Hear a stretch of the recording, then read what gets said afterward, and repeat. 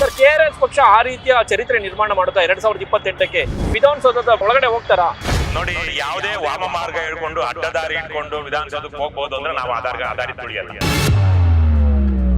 ಒಬ್ಬ MLAಗೆ ತನ್ನ ತಾಲೂಕು ಕಚೇರಿಗೆ ಹೋಗಿ ಯಾಕಪ್ಪ ಇಲ್ಲಿ ಭ್ರಷ್ಟಾಚಾರ ಮಾಡ್ತಾ ಇದ್ದೀರಾ, ಲಂಚ ತಗೊಳ್ತಾ ಇದ್ದೀರಾ, ನಿಲ್ಲಿಸಿ ಅಂತ ಹೇಳುವಂತ ದಮ್ಮು ಇಲ್ಲ, ತಾಕತ್ತು ಇಲ್ಲ.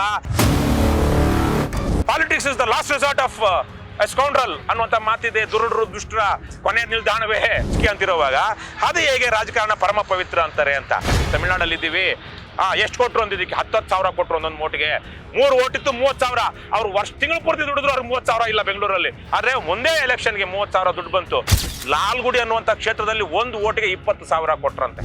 ನಮ್ಮ ರಾಜ್ಯದಲ್ಲಿ ಅದೇ ಅಲ್ವಾಗಿರೋದು. ಈಗ ಬಾಗಲಕೋಟೆಯಲ್ಲಿ ಇರಬಹುದು, ದಾವಣಗೆರೆಯಲ್ಲಿ ಇರಬಹುದು, ಗ್ಯಾರಂಟಿ ವಾರಂಟಿ ಮಾಡಿ ರೈತರನ್ನೆಲ್ಲ ಹಾಳು ಮಾಡ್ರಿ. ಯಾವ ಏನ ಉದ್ದಾರ ಇಲ್ಲ, ರೈತರು ಉದ್ದಾರ ಇಲ್ಲ ಇವ್ರ ಕೈಯಾಗ. ಪ್ರಶಾಂತ್ ಕಿಶೋರ್ ತರ ತಂತ್ರಗಾರಿಕೆ ರೂಪಿಸುವಂತವ್ರು ನಿಮ್ಮ ಪಕ್ಷದಲ್ಲೂ ಕೂಡ ಇದಾರ? ಪ್ರಶಾಂತ್ ಕಿಶೋರ್ ಯಾವ ಪಕ್ಷಕ್ಕೆ ತನ್ನ ಕನ್ಸಲ್ಟೆನ್ಸಿ ಮಾಡಿಲ್ಲ? ಬಿಜೆಪಿಗೆ, ಕಾಂಗ್ರೆಸ್ಗೆ, ಇವರೆಲ್ಲ ಕೋಟಿ ರೂಪಾಯಿಗೆ ಬರುವರು. ನಮಸ್ತೆ, ಈ ಸಂಜೆ ನ್ಯೂಸ್ನ ಇವತ್ತಿನ ವಿಶೇಷ ಕಾರ್ಯಕ್ರಮಕ್ಕೆ ಸ್ವಾಗತ. ನಾನು ಭಾಸ್ಕರ್ ತೋಟಗೆರೆ. ಪಂಚರಾಜ್ಯ ಚುನಾವಣೆ, ಅದರಲ್ಲೂ ಕೂಡ ತಮಿಳುನಾಡಿನ ಚುನಾವಣೆಯ ಫಲಿತಾಂಶ ನಮ್ಮ ರಾಜ್ಯದ ಮೇಲೆ ಯಾವ ರೀತಿ ಪರಿಣಾಮ ಬೀರಿದೆ, ಜೊತೆಯಲ್ಲಿ ಕೂಡ ಮತದಾರರ ಮೇಲೆ, ಅದರಲ್ಲೂ ಕೂಡ ನಮ್ಮ ರಾಜ್ಯದ ಜನರ ಮೇಲೆ ಎಷ್ಟರ ಮಟ್ಟಿಗೆ ಪರಿಣಾಮ ಬೀರಿದೆ ಅಂದ್ರೆ, 3 ಪಕ್ಷ JDS, BJP, ಕಾಂಗ್ರೆಸ್ ಹೊರತಾಗಿ ನಾವು ಯಾವ್ದಾದ್ರು ಒಂದು ಹೊಸ ಪಕ್ಷ ಅಥವಾ ಒಂದು ಹೊಸ ನಾಯಕನನ್ನ ಆಯ್ಕೆ ಮಾಡ್ಬೇಕು, ನಮ್ಮ ರಾಜ್ಯದಲ್ಲೂ ಕೂಡ ಒಂದು ಉತ್ತಮವಾದಂತ ಅಧಿಕಾರ ಸರ್ಕಾರ ಬರಬೇಕು ಎನ್ನುವಂತ ನಿಟ್ಟಿನಲ್ಲಿ ಮತದಾರರ ಮನಸ್ಥಿತಿ ಕೂಡ ಬದಲಾಗಿರುವಂತದ್ದು. ಈ ಕುರಿತು ಮಾತನಾಡೋದಕ್ಕೆ ನಮ್ಮೊಂದಿಗೆ KRS ಪಕ್ಷದ ರವಿಕೃಷ್ಣ ರೆಡ್ಡಿ ಸರ್ ಇದ್ದಾರೆ. ಶ್ರೀಯುತರನ್ನ ಕಾರ್ಯಕ್ರಮಕ್ಕೆ ಬರ್ಮಾಡ್ಕೊಳ್ಳೋಣ. ತದನಂತರ ರಾಜ್ಯ ರಾಜಕೀಯದ ಕುರಿತು ಸಾಕಷ್ಟು ಮಾತನಾಡ್ತಾ ಹೋಗೋಣ. ಸರ್ ನಮಸ್ತೆ, ತಮಗೆ ಕಾರ್ಯಕ್ರಮಕ್ಕೆ ಸ್ವಾಗತ. ಸರ್, ಮೊದಲಿಗೆ ಪಂಚರಾಜ್ಯಗಳ ಚುನಾವಣೆಯ ಫಲಿತಾಂಶದ ಬಗ್ಗೆ ಮಾತನಾಡೋದಕ್ಕೂ ಮುಂಚೆ, KRS ಪಕ್ಷ ಸ್ಥಾಪನೆಯಾಗಿ ಎಷ್ಟು ವರ್ಷ ಆಯ್ತು? ಈ ವಿಧಾನಸೌಧದ ಬಾಗಿಲು ಯಾವಾಗ, ನೀವು ಒಳಗಡೆ ಯಾವಾಗ ಹೋಗ್ತೀರಿ ಸರ್? KRS ಪಕ್ಷ ಸ್ಥಾಪನೆ ಆಗಿ ಈಗ 7 ವರ್ಷ ಆಯ್ತು. ಈಗ ಆಗುತ್ತೆ ಆಗಸ್ಟ್ಗೆ. 2019 ಆಗಸ್ಟ್ 10ಕ್ಕೆ ನಮ್ಮ ಪಕ್ಷ ಚಾಲನೆ ಕೊಟ್ಟಿದ್ದು. ಸೊ ಈಗ ಈ ಸಂದರ್ಭದಲ್ಲಿ ನಾವು ಒಂದು ವಿಧಾನಸಭಾ ಚುನಾವಣೆಯನ್ನು ಎದುರಿಸಿದ್ದೀವಿ, ಒಂದು ಲೋಕಸಭಾ ಚುನಾವಣೆಯನ್ನು ಎದುರಿಸಿದ್ದೀವಿ.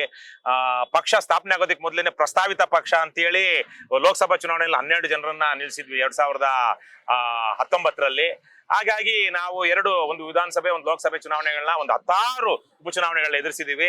ಈ ವಿಧಾನಸೌಧ ಏನಿದೆ ಅದ್ರೊಳಗಡೆ ಹೋಗೋದಿಕ್ಕೆ ಇನ್ನು ನಮ್ಮ ಸಮಾಜ, ನಮ್ಮಂತವ್ರ ಒಳಗಡೆ ಹೋಗೋದಿಕ್ಕೆ ಇನ್ನು ಸಿದ್ಧವಾಗಿಲ್ಲ. ಜನ ಸಿದ್ಧವಾಗಿಲ್ಲ, ಮತದಾರರು ಸಿದ್ಧವಾಗಿಲ್ಲ ಇವತ್ತಿರುವಂತಹ ಸಂದರ್ಭದಲ್ಲಿ. ಯಾಕಂದ್ರೆ ನಮ್ದು ಪ್ರಜಾಪ್ರಭುತ್ವ. ಯಾರೇ ಆಗ್ಲಿ, ಯಾವನೋ ಇವರು ಅಂಬೇಡ್ಕರ್ ಅವರು ಸಂವಿಧಾನವನ್ನು ಅರ್ಪಣೆ ಮಾಡ್ತಿರೋ ಒಂದು ಮಾತು ಹೇಳ್ತಾರೆ ಅಂತ ಹೇಳ್ತಾರೆ. ಏನು, ಇನ್ನು ಇಷ್ಟೂ ದಿವಸ ರಾಣಿಯರ ಹೊಟ್ಟೆಯಲ್ಲಿ ರಾಜರು ಯುವರಾಜರು ಹುಟ್ಟುತ್ತಾ ಇದ್ರು, ಇನ್ಮೇಲೆ ಬ್ಯಾಲೆಟ್ ಬಾಕ್ಸ್ ನಲ್ಲಿ ನಾಯಕರು ಹುಟ್ಟುತ್ತಾರೆ ಅಂತ. ಸೊ ಹಾಗಿರುವಾಗ ಬ್ಯಾಲೆಟ್ ಬಾಕ್ಸ್ ವೋಟ್ ಹಾಕುವಂತ ಜನನೇ ಒಂದು ರೀತಿಯಲ್ಲಿ ಹಣಕ್ಕೋ, ಹೆಂಡಕ್ಕೋ, ಜಾತಿ ವಿಚಾರಕ್ಕೋ, ಕೋಮು ವಿಚಾರಕ್ಕೋ ಬಲಿಯಾಗಿ ಅವರು ಅಯೋಗ್ಯರನ್ನ ಆಯ್ಕೆ ಮಾಡ್ಕೊಳ್ತಿರೋವಾಗ ಯಾವುದೇ ರೀತಿಯ ಚುನಾವಣಾ ಅಕ್ರಮಗಳನ್ನ ಮಾಡಬಾರದು, ಅನಗತ್ಯ ಅಥವಾ ನೀಚವಾದಂತಹ ಜಾತಿ ಅಥವಾ ಕೋಮು ರಾಜಕಾರಣ ಮಾಡಬಾರ್ದು, ಜನರ ಕೆಟ್ಟ ಭಾವನೆಗಳನ್ನ ಕೆರಳಿಸಬಾರ್ದು. ಒಳ್ಳೆಯ ಭಾವನೆಗಳನ್ನ ನಾವು ಬೆಳೆಸಬೇಕು, ಹರಳಿಸಬೇಕು, ದುರ್ಭಾವನೆಗಳನ್ನ ಕೆರಳಿಸಬಾರ್ದು. ಆ ತರಹದ ಒಂದು ಸಿದ್ಧಾಂತ ತತ್ವ ಇಟ್ಕೊಂಡು ನಾವು ಒಂದು ಒಳ್ಳೆಯ ನೈತಿಕ ಮೌಲ್ಯಗಳಿರುವಂತ ರಾಜಕಾರಣ ಮಾಡ್ಬೇಕು ಅಂತಿರುವಂತಾಗ ನಮ್ಮ ರಾಜ್ಯದ ಜನತೆ ಇನ್ನು ಬಹುತೇಕವಾಗಿ ಅದಕ್ಕೆ ಸಿದ್ಧವಾಗಿಲ್ಲ. ಸಿದ್ಧ ಆಗ್ತಾ ಇದ್ದಾರೆ ಅಂತ ಅನಿಸ್ತಾ ಇದೆ, ಆದ್ರೆ ಪೂರ್ತಿಯಾಗಿ ಸಿದ್ಧವಾಗಿಲ್ಲ. ಹಾಗಾಗಿನೇ ಇವತ್ತು ನೀವು ನೋಡಿದ ಹಾಗೆ ಕರ್ನಾಟಕದಲ್ಲಿ ಕಳೆದ 6-7 ವರ್ಷಗಳಿಂದ ಕರ್ನಾಟಕ ರಾಷ್ಟ್ರ ಸಮಿತಿ ಪಕ್ಷ ನೂರಾರು ಕಾರ್ಯಕ್ರಮಗಳನ್ನ ಮಾಡಿದೆ, ಅಭಿಯಾನಗಳನ್ನ ಮಾಡಿದೆ. ಇವತ್ತು ಒಬ್ಬ MLAಗೆ ತನ್ನ ತಾಲೂಕು ಕಚೇರಿಗೆ ಹೋಗಿ ಯಾಕಪ್ಪ ಇಲ್ಲಿ ಭ್ರಷ್ಟಾಚಾರ ಮಾಡ್ತಾ ಇದ್ದೀರಾ, ಲಂಚ ತಗೊಳ್ತಾ ಇದ್ದೀರಾ, ನಿಲ್ಲಿಸಿ ಅಂತ ಹೇಳುವಂತ ದಮ್ಮು ಇಲ್ಲ, ತಾಕತ್ತು ಇಲ್ಲ, ಅವ್ರಿಗೆ ಮನಸ್ಥಿತಿಯೇ ಇಲ್ಲ. ಆದ್ರೆ ಸ್ವತಃ ನಾನೇ ನಮ್ಮ ಪಕ್ಷದ ಕಾರ್ಯಕ್ರಮಗಳಲ್ಲಿ 150ಕ್ಕಿಂತ ಹೆಚ್ಚು ತಾಲೂಕು ಕಚೇರಿಗಳಿಗೆ ರಾಜ್ಯಾದ್ಯಂತ, ಇಂತಹ ಜಿಲ್ಲೆಯಲ್ಲಿ ನಾನು ತಾಲೂಕು ಕಚೇರಿಗೆ ಹೋಗಿಲ್ಲ ಅಂತಿಲ್ಲ. 150ಕ್ಕಿಂತ 175 ಇತ್ತು ತಾಲೂಕು ಆಫೀಸ್ಗಳು, ಇವಾಗ 220 ಆಗಿದೆ. ಆದ್ರೆ ಇಷ್ಟೆಲ್ಲ ನಾನು ಹೋಗಿ ನಮ್ಮ ಪಕ್ಷದ ಕಾರ್ಯಕರ್ತರು ಬಹುತೇಕ ರಾಜ್ಯದ ಪ್ರತಿಯೊಂದು ತಾಲೂಕು ಕಚೇರಿಗೂ ಹೋಗಿ ಬಂದಿದ್ದಾರೆ ಇವತ್ತಿಗೆ. ಆದ್ರೆ ನಾವು ಮಾತ್ರ ಕೇಳ್ತಾ ಇದೀವಿ ಹೊರತು ಇದರಿಂದ ಯಾರಿಗ ಅನುಕೂಲ ಆಗುತ್ತೆ ಆ ಜನ ನಮ್ಗೆ ಸಾಥು ಕೊಡ್ತಾ ಇಲ್ಲ, ಮತ್ತೆ ಕೇಳುವಂತ ಜನರು ಅಲ್ಲಿಲ್ಲ. ಹಾಗಾಗಿ ನಾವು ಈ ವಿಧಾನಸೌಧ ಇದೊಂದು ಕಟ್ಟಡ, ಇದೊಂದು ಆದ್ರೆ ಇವತ್ತು ನಮ್ಮ ರಾಜ್ಯದ ಜನಾಡಳಿತದ ಶಕ್ತಿ ಕೇಂದ್ರ, ಜನಾಡಳಿತದ್ದು ಯಾವ್ದೋ ರಾಜೊಂದು ರಾಣಿದು ಜನಾಡಳಿತದ ಶಕ್ತಿ ಕೇಂದ್ರ.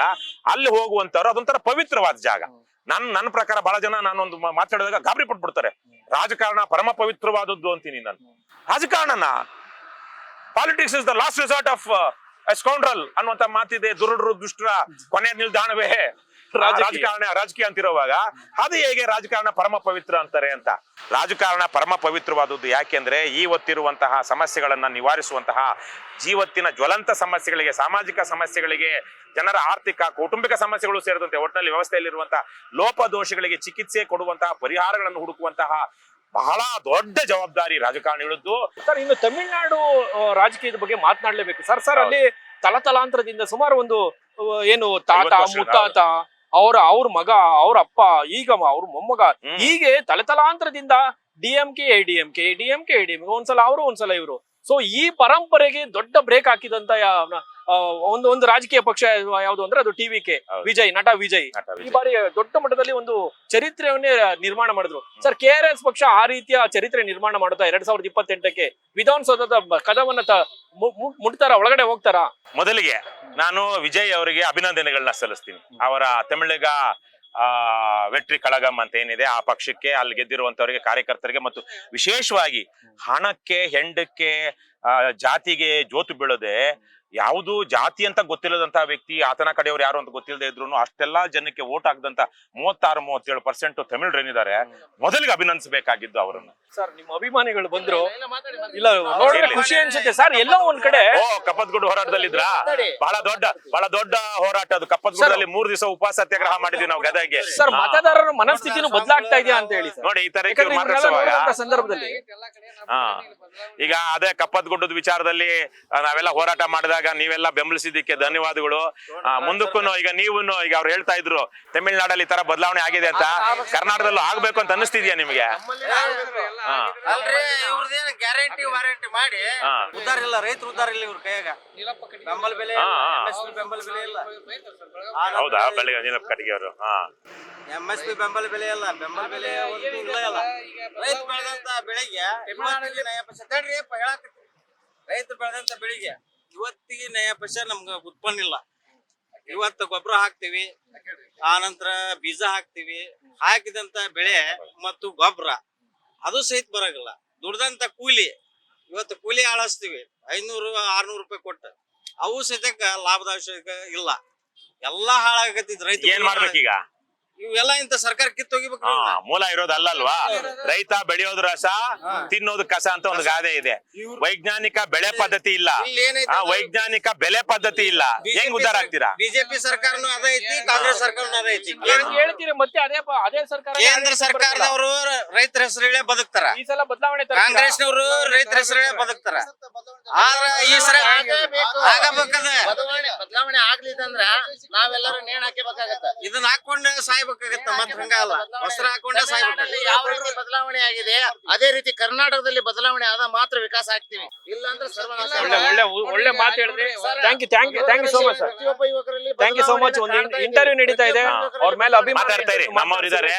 ಪಕ್ಷದ ರಾಜ್ಯ ನೋಡಿ, ಇಂಟರ್ವ್ಯೂ ಮಾಡ್ತಾ ಇದ್ದಂತ ಸಂದರ್ಭದಲ್ಲಿ ರವಿ ಕೃಷ್ಣ ರೆಡ್ಡಿ ಸರ್ ಜೊತೆ ವಿಧಾನಸೌಧದ ಮುಂದೆ ಹಾಗೆ ರೈತರು ಹೋಗ್ತಾ ಇರುವಂತ ಸಂದರ್ಭದಲ್ಲಿ ತಮಿಳ್ನಾಡಲ್ಲಿ ಯಾವ ರೀತಿ ಬದಲಾವಣೆ ಆಯ್ತು, ನಮ್ಮ ರಾಜ್ಯದಲ್ಲೂ ಕೂಡ ನಾವು ಅದೇ ರೀತಿ ಬದಲಾವಣೆ ತರ್ತೀವಿ. ಇಂತಹದೊಂದು ಸಂಕಲ್ಪಕ್ಕೆ ನಮ್ಮ ರಾಜ್ಯದ ಜನ, ನಮ್ಮ ಮತದಾರರು ಎಲ್ಲ ಒಂದ್ ಕಡೆ ಬದಲಾಗ್ತಾ ಇದ್ದಾರೆ. ಈಗ ಸಿದ್ಧರಾಗ್ಬೇಕು KRS ಪಕ್ಷ. ಅದಕ್ಕೆ ಸರ್ವೆ ಬಹಳ ಕಠಿಣವಾಗಿ ಪ್ರಶ್ನೆಗಳನ್ನ ಕೇಳುವಂತ ತಯಾರಿಯನ್ನು ಕೂಡ ಮಾಡ್ಕೊಂಡ್ ಬಂದಿದ್ವಿ ಸರ್. ಮತದಾರರ ಮನಸ್ಥಿತಿ ಬದಲಾಗ್ತಾ ಇದೆ, ನೀವು ಬದಲಾಗ್ತಾ ಇದ್ದೀರಾ ಅಂತ ಹೇಳಿ ನೀವು ರೆಡಿ ಇದ್ದೀರಾ ಸರ್ ವಿಧಾನಸೌಧ ಒಳಗಡೆ ಹೋಗೋದಕ್ಕೆ? ನಿಮ್ ಪಕ್ಷ ರೆಡಿ ಇದೆಯಾ? ನೋಡಿ, ಯಾವುದೇ ವಾಮ ಮಾರ್ಗ ಹಿಡ್ಕೊಂಡು ಅಡ್ಡದಾರಿ ಹಿಡ್ಕೊಂಡು ವಿಧಾನಸೌಧಕ್ಕೆ ಹೋಗ್ಬಹುದು ಅಂದ್ರೆ ನಾವು ಆಧಾರಿ ತುಳಿಯಲ್ಲ. ಆ ರೀತಿ ಬದಲಾವಣೆ ಸಾಧ್ಯವೇ ಇಲ್ಲ. ನಮ್ಮ ತತ್ವ ಸಿದ್ಧಾಂತ ಏನಿದೆ, ಪ್ರಾದೇಶಿಕ, ಪ್ರಾಮಾಣಿಕ, ಜನಪರವಾದ, ಮೌಲ್ಯಾಧಾರಿತವಾದ ರಾಜಕಾರಣ, ಅದರ ಆಧಾರದ ಮೇಲೆ ಹೋದ್ರೆ ಮಾತ್ರ ನಾವಲ್ಲಿ ಏನಾದ್ರು ಬದಲಾವಣೆ ತರೋದಕ್ಕೆ ಸಾಧ್ಯ. ಈ ಕರ್ನಾಟಕದಲ್ಲಿ ಎಷ್ಟೋ ಪಾರ್ಟಿಗಳು ಬಂದು, ಎಷ್ಟೋ ಪಾರ್ಟಿಗಳು ಹೋದ್ವು. ಆಟಗಾರರು ಬದಲಾದ್ರು, ಆಟದ ನಿಯಮಗಳು ಬದಲಾಗಲಿಲ್ಲ. ಆಟದ ನಿಯಮಗಳು ಬದಲಾಗದೆ ಇರುವಂತಹ ರಾಜಕಾರಣಿಗಳು ನಾವಾಗಲ್ಲಿ ಹೋದ್ರೆ ಮತ್ತೆ ಅದೇ ಭ್ರಷ್ಟ ವ್ಯವಸ್ಥೆ ಪಾಲುದಾರರು ನಾವು ಆಗ್ತೀವಿ. ಹಾಗಾಗಿ ನಾವು ಅದು ಮಾಡೋದಿಲ್ಲ. ನೀವಾಗಲೇ ಟಿವಿಕೆ ವಿಚಾರವಾಗಿ ಹೇಳಿದಕ್ಕೆ ಮೊದಲಿಗೆ ನಾನು ತಮಿಳು ಜನರನ್ನ ಬೆಂಬಲಿಸ್ತೀನಿ. ಹಾಗಾಗಿ ಅವ್ರ ಅಭಿನಂದಿಸ್ತೀನಿ. ಮತ್ತೆ ಸಂತೋಷದ ವಿಚಾರ ಏನು ಅಂದ್ರೆ ಅವರ ಚಿಹ್ನೆಯೂ ಸಿಟಿ ಅಲ್ಲಿ ಬಿಜಿಲ್ ಅಂತಾರೆ, ವಿಜಿಲ್ ಅಂತಾರೆ. ನಮ್ದು ಇಲ್ಲಿ ಸಿಟಿ ವಿಜಿಲ್, ನಮ್ದು ವಿಜಿಲ್. ಅದ್ರ ಜೊತೆಗೆ ಅದು ಅವ್ರದ್ದು ಅಷ್ಟೇ ಹಳದಿ ಕೆಂಪು ಬಣ್ಣ ನಮ್ಮ ರಾಜ್ಯದ ಅಸ್ಮಿತೆಯಾಗಿ ನಾವು ಅದನ್ನ ಇಟ್ಕೊಂಡಿದೀವಿ. ಅವರು ಅವರ ಚಿಹ್ನೆಯಾಗಿ ಇಟ್ಕೊಂಡಿದ್ದಾರೆ. ಮತ್ತು ಅವ್ರದ್ದು ಹೊಸ ಪಕ್ಷ, ಯಾವುದೇ ರಾಜಕೀಯ ಹಿನ್ನೆಲೆ ಇಲ್ಲದಂತಹ ವಿಜಯ್. ಮತ್ತೆ ಆತ ಗೆಲ್ಸಿ. ಇವಾಗ ಎಷ್ಟೋ ಜನ ಹೇಳ್ತಾ ಇದ್ರು ಜನರಲ್ ಕಾನ್ಸ್ಟಿಟ್ಯೂನ್ಸಿನಲ್ಲಿ SC ST ಸಮುದಾಯದವರು ಗೆದ್ದು ಬಂದಿದ್ದಾರೆ ಅಂತ. ನಾವು 2023 ಚುನಾವಣೆಯಲ್ಲಿ 196 ಕ್ಷೇತ್ರಗಳ ಅಭ್ಯರ್ಥಿಗಳು ನಿಲ್ಲಿಸಿದ್ವಿ. ಅದರಲ್ಲಿ ನಮ್ಮ ಪಕ್ಷದಿಂದ ಎಷ್ಟೋ ಒಂದು 10-20 ಜನ SC ST ವರ್ಗದವರಿಗೆ ನಾವು ಜನರಲ್ ಅಲ್ಲಿ ನಿಲ್ಲಿಸಿದ್ವಿ. ಸೊ ಈ ತರದ ಒಂದಷ್ಟು ವಿಚಾರಗಳನ್ನ, ಸಾಮಾಜಿಕ ನ್ಯಾಯ ಇರಬಹುದು, ಕುಟುಂಬ ರಾಜಕಾರಣದ ವಿರುದ್ಧವಾಗಿ ಇವತ್ತು ವಿಜಯ್ ಅವರು ಅಲ್ಲಿ ಏನೆಲ್ಲಾ ವಿಚಾರಗಳು ಹೇಳ್ತಾ ಬರ್ತಾ ಇದ್ರು, ಭ್ರಷ್ಟಾಚಾರ ರಹಿತವಾದ ಆಡಳಿತ, ಕುಟುಂಬ ರಾಜಕಾರಣ ಇಲ್ಲದಿರುವಂತಹ ಒಂದು ವ್ಯವಸ್ಥೆ, ಹಾಗೆ ಸಾಮಾಜಿಕ ನ್ಯಾಯ, ಇವೆಲ್ಲವನ್ನ ನಾವು ಕಳೆದ 6 ವರ್ಷಗಳಲ್ಲಿ ನಮ್ಮ ರಾಜ್ಯದ ಜನರಿಗೆ ತಲುಪಿಸೋದಕ್ಕೆ, ಮಾತಾಡೋದಕ್ಕೆ ಬಹಳ ಪ್ರಯತ್ನ ಪಟ್ಟಿದ್ದೀವಿ. ಹಾಗಾಗಿ ನಮ್ಮದೇ ಒಂಥರದ ಆಶೋತ್ತರಗಳನ್ನ, ಉದ್ದೇಶಗಳನ್ನ, ಆಶೆಗಳನ್ನ ಇಟ್ಕೊಂಡಿದ್ದಂತಹ ಒಂದು ಪಕ್ಷ ತಮಿಳುನಾಡು ಗೆದ್ದು ಬಂದಿದೆ ಅನ್ನೋದು ಸಹಜವಾಗಿ ನಮ್ಮಲ್ಲೂ, ನಮ್ಮ ಪಕ್ಷದಲ್ಲಿರೋರಿಗೆ ಮತ್ತೆ ನಮ್ಮ ಪಕ್ಷವನ್ನ ಗಮನಿಸ್ತಾ ಇವತ್ತಿನ ತಮಿಳುನಾಡು ಚುನಾವಣೆಯಲ್ಲಿ ನಮ್ಮ ಪಕ್ಷವನ್ನ ಏನು ವಿಮರ್ಶೆ ಮಾಡ್ತಾ ಇರುವಂತ ಜನರಿಗೂ ಅನ್ನಿಸಿದೆ. ಹಾಗಾಗಿ ಇದೊಂಥರ ಒಳ್ಳೆ ಬೆಳವಣಿಗೆ ಅಂತ ಅನ್ಸುತ್ತೆ. ಸರ್, ನಮ್ಮ ಮತದಾರ ಅಂದ್ರೆ ತಮಿಳುನಾಡಿನ ಮತದಾರರ ಮನಸ್ಥಿತಿ ನಮ್ಮ ರಾಜ್ಯದ ಮತದಾರರ ಮನಸ್ಥಿತಿ ನೋಡೋದಾದ್ರೆ ಸರ್, ಇಲ್ಲ ಒಂದ್ ಕಡೆ ಹೋಲಿಕೆ ಆಗುತ್ತಾ? KRS ಪಕ್ಷಕ್ಕೆ ಮತ ಹಾಕುವಂತ ಮನ ಚೇಂಜ್ ಆಗ್ಬೋದಾ ಸರ್?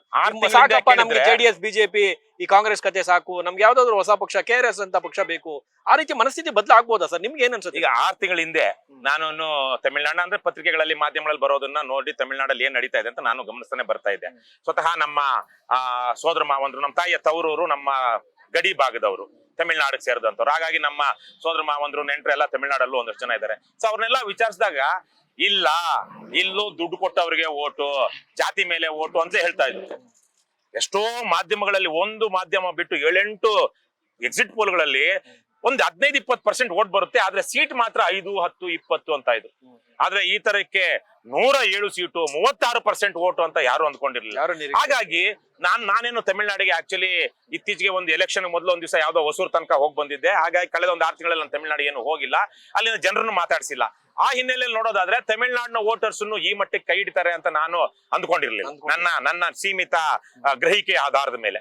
ಆದ್ರೆ ಈಗ ಅನ್ನಿಸುತ್ತೆ ನಿಜಕ್ಕೂ ತಮಿಳ್ನಾಡಿನ ಮತದಾರರ ತರಕ್ಕೇನೆ ಕರ್ನಾಟಕದ ಮತದಾರರು ಇದ್ದಿದ್ದು ಆವಾಗ. ಇಲ್ಲೂ ಹಾಗೆ ಅಲ್ಲೂ ಹಾಗೆ, ಜಾತಿ, ಹಣ, ಹೆಂಡದ ರಾಜಕಾರಣ ಅಲ್ಲೂನು ಅಂತ. ಬೆಂಗಳೂರಿನಿಂದ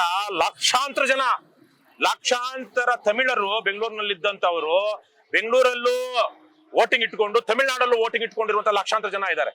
ಅವರೆಲ್ಲ ನೀವು ನೋಡ್ಬೋದು, ಚುನಾವಣೆಯ ದಿವಸ ತಮಿಳ್ನಾಡಿಗೆ ಗುಳೆ ಹೋಗಿದ್ದಂಗೆ ಹೋಗಿದ್ರು. ಅದರಲ್ಲಿ ನಮ್ಮ ಪರಿಚಯದವರು ಯಾವ್ದೋ ಒಂದು ಕೆಲಸ ಮಾಡುವಂತವ್ರು ನಮ್ಮ ಮನೆ ಹತ್ರ ಕೋರಮಂಗಲದಲ್ಲಿ, ಅವ್ರಿಗೆ ನಾವು ಫೋನ್ ಮಾಡಿದಾಗ, ಇಲ್ಲ ನಾವು ತಮಿಳ್ನಾಡಲ್ಲಿ ಇದ್ದೀವಿ, ಎಷ್ಟು ಕೊಟ್ರು ಅಂದಿದ್ದಕ್ಕೆ 10,000 ಕೊಟ್ರು ಒಂದೊಂದು ಓಟಿಗೆ.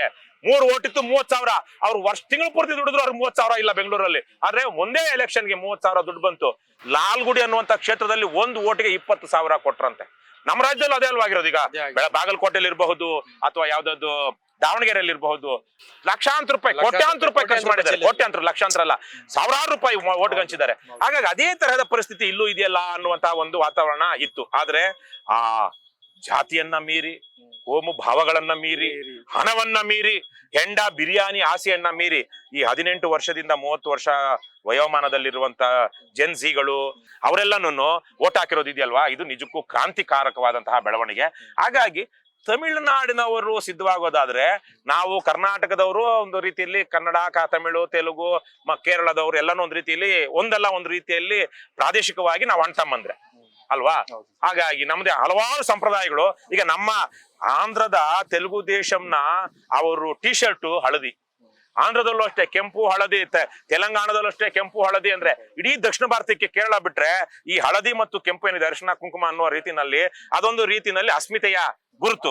ಹಾಗಾಗಿ ಹೀಗೆ ಅಲ್ಲಿ ತಮಿಳ್ ಜನ ಸಿದ್ಧವಾಗಿದ್ದಾರೆ ಅಂದ್ರೆ ಕನ್ನಡಿಗರು ಸಿದ್ಧವಿಲ್ವಾ? ಒಳ್ಳೆ ವಿಚಾರಕ್ಕೆ, ಒಳ್ಳೆ ವಿಚಾರ. ತಮಿಳರು ಯಾವ್ದೋ ಭಾಷಾ ದ್ವೇಷಿಗಳು ಅಥವಾ ಮೋಸ ಕ್ರಮ ಬೆಂಬಲಿಸಿರೋರು, ಅವರು ದುರುಳರು, ದುಷ್ಟರು. ಹಾಗಾಗಿ ಅವ್ರ ತರಕ್ಕೆ ಕನ್ನಡಿಗರು ಸಿದ್ಧ ಅಂತ ಕೇಳಿದ್ರೆ ನಾವ್ ಯೋಚನೆ ಮಾಡಬಹುದು. ತಮಿಳರು ಇವತ್ತು ಒಂದು ಒಳ್ಳೆಯ ನಿರ್ಧಾರವನ್ನ ತೆಗೆದುಕೊಂಡಿದ್ದಾರೆ. ವಂಶ ಪಾರಂಪರ್ಯ ನೋಡಿ, ಅವ್ರ ತಾತ CM, ಅಪ್ಪ CM, ಅಪ್ಪನ ಇದ್ರಲ್ಲಿ ಈ ಮನುಷ್ಯ ಈಗ ಮೊನ್ನೆ MLA ಆಗಿರೋನು DCM ಆಗ್ತಾನೆ ಅಂದ್ರೆ ಯಾವ ರೀತಿಯಲ್ಲಿ ಇವರು ಕೂರಿಸ್ತಾ ಇದ್ದಾರೆ, ರೆಡಿ ಮಾಡ್ತಾ ಇದ್ದಾರೆ. ನೇರ ಅವಮಾನ, ಪ್ರಜಾಪ್ರಭುತ್ವಕ್ಕೆ ನೇರ ಅವಮಾನ. ಸ್ಟಾಲಿನ್ ಉದಯನಿಧಿ ಅಲ್ಲಿ DCM ಮಾಡಿದ್ದು. ಹಾಗಾಗಿ ಇವೆಲ್ಲ ನೋಡ್ತಿರುವಂತ ಸಂದರ್ಭದಲ್ಲಿ ಕರ್ನಾಟಕದಲ್ಲಿ ನೋಡಿ, ನಿಮ್ಮನ್ನೇ ದಾವಣಗೆರೆಯಲ್ಲಿ ಚುನಾವಣೆ ಆಯ್ತು, ತಾತನ ಸ್ಥಾನಕ್ಕೆ ಮೊಮ್ಮಗ ಬಂದ, ಬಾಗಲಕೋಟೆಯಲ್ಲಿ ಅಪ್ಪನ ಸ್ಥಾನಕ್ಕೆ ಮಗ ಬಂದ.